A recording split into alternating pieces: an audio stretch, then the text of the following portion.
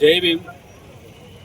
ఈరోజు డాక్టర్ బాబాసాహెబ్ అంబేద్కర్ గారి 130వ జయంతి సందర్భంగా అంబేద్కర్ స్టాచ్యూ దగ్గర ఇవాళ శుభాకాంక్షలు వచ్చిన అందరికీ నా యొక్క ధన్యవాదాలు.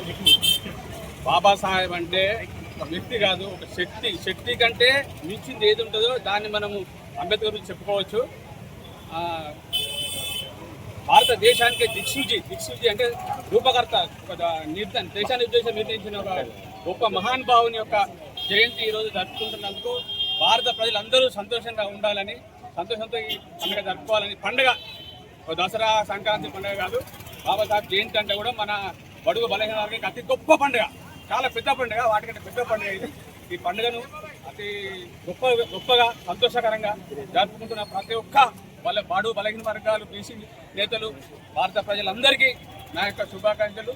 జై భీమ్, జై మాల.